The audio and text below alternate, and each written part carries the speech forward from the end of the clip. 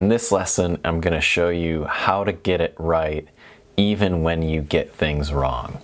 Now, this is so important because you're going to make investments that you lose money on, but it's what you choose to do after the investment starts going down that really can make a difference for your portfolio. So how do you decide whether this is a losing investment or a winning investment? So this example right here, I'm looking at the company called Zoom Communications.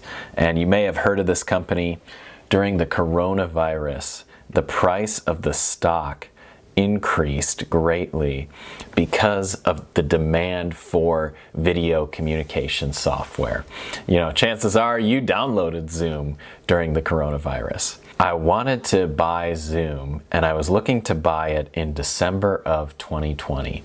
And I actually bought it at around $400 per share because I thought at the time that Zoom would be continuing to increase in the share price. Zoom would always be part of our lives for video communication, which may be true, but what I didn't take into account was the fact that a coronavirus vaccine was coming out, and it actually came out faster than we thought it was going to. So you can see here when the vaccine started to get administered, in November and early December, it went down, and then it went down again at the end of December.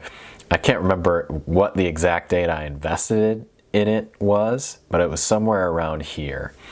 And what happened was it went all the way down to here at the end of December. I lost about $50, and I was left with the choice, do I sell or do I keep Zoom? And that's when I decided to do more research and find out what is happening with this stock. In the commercial telecommunications industry, it's a lot more competitive. And so there's Microsoft, there's Cisco, and a few other players in that industry. And I just wasn't aware of this. And so knowing that, I was like, yes, Zoom might go up in the future, but knowing what drives its revenue changes my forecast for it.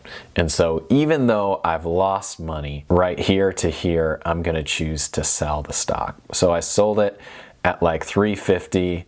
And of course, it did go up a little bit more, but I'm actually really glad that I sold it. I'm really glad that I got right getting it wrong. One of the things that you have to have as a portfolio manager is humility. You're not going to get everything right. If you do your homework, you're going to get most things right. Nobody can predict the future, unfortunately, but there's a lot of things that you can do to help you make a really good decision about the future, even in situations where you're like, what should I do with this stock? It's not making me money.